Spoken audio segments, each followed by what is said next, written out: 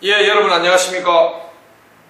이야기를 담은 족보 두 번째 시간입니다. 이제 조상, 제일 선대, 시조로부터 조상들, 사람들마다 또 여러 동영상 보시는 분마다 형편이 조금 다르겠습니다만, 일단 저는 기준을 할아버지 위에 증조부까지 이렇게 좀 표현을 하고 싶습니다.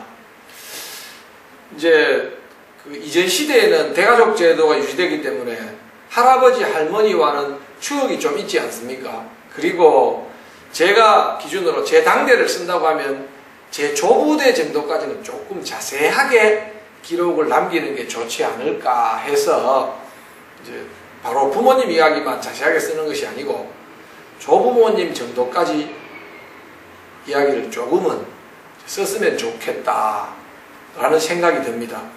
혹시 이제 맞이가 아니어서 기억이 잘 없는 분들은 혹시라도 나이가 든 형제들께 부모님, 조부모님 말씀을 좀 듣고 이렇게 좀 전달하면, 벌써 조부모님 하면은 제 손자를 보면 몇 대를 내려갑니까? 그러니까 족보로서의 가계의 어떤 가족사가 있는 족보로서 조금 빛이 좀 더 나지 않겠나 이런 생각도 듭니다. 그래서 일단은 이번 시간에는 선대 이렇게 표현해서 선대들의 이야기를 어떻게 간략하게 적을 것인지만 살펴보고, 조부모부터는 다음 시간에 또 하겠습니다. 조부모님 편, 또 부모님 편, 그리고 내 당대 편, 자녀 편, 손자녀 편, 이렇게 구성을 해나가도록 하겠습니다.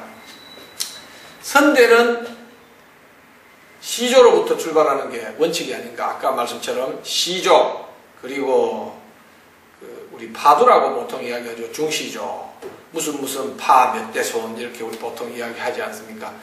이제 그 이야기, 그리고 이제 특별히 우리 동네 이런 정도의 연유도 좀 소개해 주는 게 좋습니다. 입향조는 누구다, 그런 정도는 이야기를 좀 해주시는 게 족보로서 가치가 있지 않겠나 이렇게 생각합니다.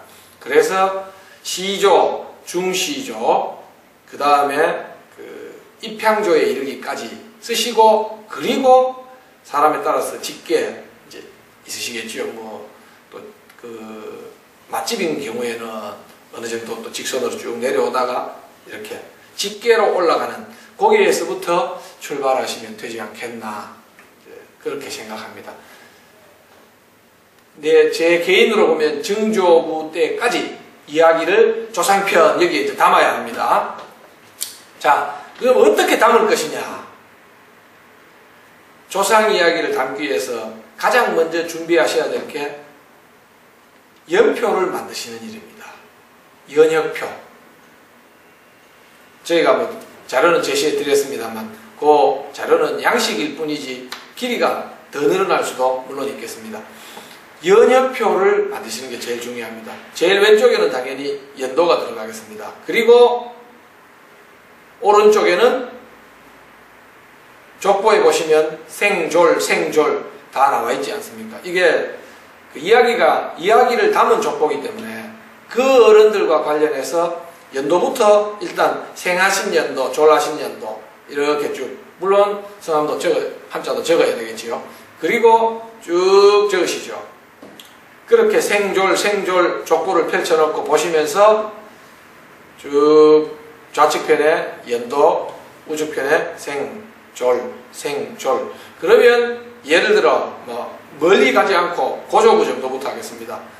이제 5대 조부께서 생하시면, 그리고 일정한 나이가 지나면 결혼을 하셨을 테니까 문화 유시와 더불어 혼인 이렇게 또 나오겠지요. 혼인하고 나면 증조가 태어나시겠죠. 이렇게 그러면 증조부 태어나셨고, 그 다음 괄호 열고 몇 남 몇 녀 두셨다. 여기에 다 적을 수는 없습니다. 왜냐하면 그 지차는 그 집안으로 내려가니까. 저는 이제 맛집이라고 말씀드렸지 않습니까?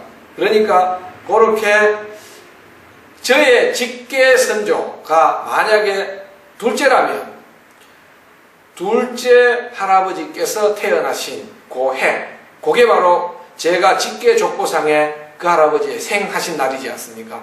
생 쓰시고 거기에 괄로 열고 몇 날 몇째 중에 몇째 이렇게 이제 쓰시면 되겠습니다. 나머지 것들은 일반 가첩이나 파보나 이런 데 다 나와 있으니까요.